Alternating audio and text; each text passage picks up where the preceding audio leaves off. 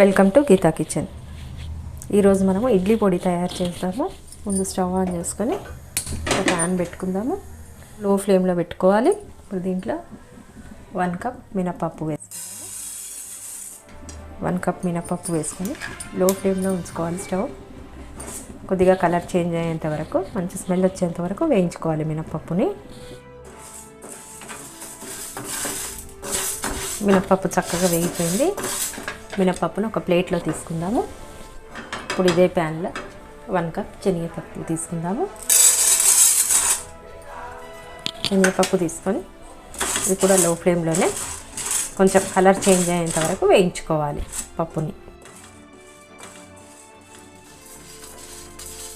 శనగపప్పు కూడా చక్కగా వేగిపోయింది. ఇది మినపప్పు ఉన్న ప్లేట్లోకి తీసుకుందాము శనగపప్పుని.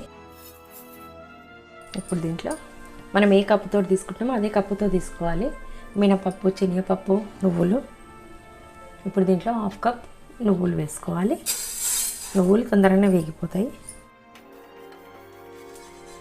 నువ్వులు కూడా వేగిపోయి చిటపటం అనగానే నువ్వులని తీసుకొని ఈ ప్లేట్లో వేసుకుందాము. పప్పులు ఉన్న ప్లేట్లోకి వేసుకోవాలి. పప్పుల దాంట్లో మనము ఇష్టం ఉన్న వాళ్ళు ఇంగువ కూడా వేసుకోవచ్చు. 1 స్పూన్ వేసి పెట్టుకోవాలి. నువ్వులు తీసేసిన తర్వాత ఇప్పుడు ఇదే ప్యాన్లో 1 స్పూన్ ఆయిల్ వేసుకోవాలి. ఆయిల్ వేసుకొని దీంట్లో 12-15 మన కారానికి తగ్గట్టు వేసుకోవాలి. ఎండుమిరపకాయలు వేసుకొని ఫ్రై చేసుకోవాలి. ఎండుమిర్చి వేగేటప్పుడు దీంట్లో 1 స్పూన్ జీలకర్ర వేసుకోవాలి. జీలకర్ర వేసుకొని వేయించుకోవాలి. ఎండుమిర్చి జీలకర్రలోనే ఒక గుప్పెడు కరివేపాకు వేసుకొని కూడా వేయించుకోవాలి.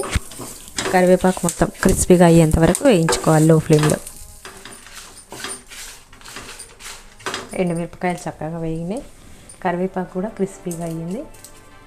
ఈ విధంగా ముట్టుకుంటే ఇట్లా పొడిలాగా కావాలి. ఈ విధంగా వేగిన తర్వాత ఇప్పుడు స్టవ్ ఆఫ్ చేసేద్దాము. ఇప్పుడు వీటన్నిటిని చల్లార్చుకోవాలి. మనం వేయించిన పెట్టిన పప్పులని, కరివేపాకు, ఎండుమిర్చి, జీలకర్రని వీటన్నిటిని చల్లారబెట్టుకోవాలి. పూర్తిగా చల్లారిన తర్వాత పౌడర్ చేసి పెట్టుకోవాలి. పప్పులు ఇవన్నీ మొత్తం పూర్తిగా చల్లారినాయి. ఇప్పుడు మిక్సీ గిన్నెలో వేసుకుందాము. మిక్సీ జార్లో వేసుకొని ఇప్పుడు టేస్ట్కి తగ్గట్టు సాల్ట్ వేసుకోవాలి. 1 స్పూన్ సాల్ట్ వేసుకుంటున్నాను. తర్వాత మనకు తక్కువ ఉంటే మళ్ళీ వేసుకోవచ్చు పైనుండి. మిక్సీ పట్టుకుందాము. పౌడర్ లాగా చేసుకోవాలి. ఈ విధంగా పౌడర్ లాగా చేసి పెట్టుకోవాలి. ఈ పౌడర్ని ఇప్పుడు మనం ఒక 8 డబ్బాలో వేసి పెట్టుకుందాము. మనం మిక్సీ పట్టేటప్పుడు అదే విధంగా మిక్సీ పట్టకుండా కొద్దిగా ఆపుతూ పడుతుండాలి. ఈ విధంగా పౌడర్ లాగా చక్కగా వస్తుంది. 8 బాక్స్లో వేసి పెట్టుకుందాము. మనం తడి చెంచాలు పెట్టకుండా ఉంటే 4 రోజుల వరకైనా నిల్వ ఉంటుంది. పౌడర్ ఇడ్లీలోకి బాగా యూజ్ అవుతుంది. మనం సాల్ట్ కూడా చూసి వేసుకోవాలి. మళ్ళీ ఇడ్లీలో కూడా ఉంటుంది కదా సాల్ట్, అందుకే ముందే చూసి వేసుకోవాలి. మనం చేసిన ఇడ్లీ పొడి ఈ విధంగా ఇడ్లీలో పెట్టుకొని ఈ విధంగా పొడి వేసుకొని నెయ్యి కానీ నూనె కానీ వేసుకోవాలి. చాలా బాగుంటుంది ఇడ్లీలోకి. నెయ్యి కానీ నూనె కానీ వేసుకొని ఇడ్లీలో నంచుకొని తినాలి. చాలా బాగుంటుంది.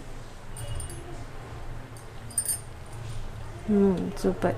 ఉప్పు కారం కరెక్ట్గా సరిపోయింది. చాలా టేస్ట్గా ఉంది. నేను చేసిన ఇడ్లీ పొడి వీడియో మీకు నచ్చినట్టయితే లైక్ చేయండి, షేర్ చేయండి, కామెంట్ చేయండి. సబ్స్క్రైబ్ చేయని వాళ్ళు ఉంటే తప్పకుండా సబ్స్క్రైబ్ చేసుకోండి. మరిన్ని మంచి వీడియోల కోసమే గీతా కిచెన్ని చూడండి.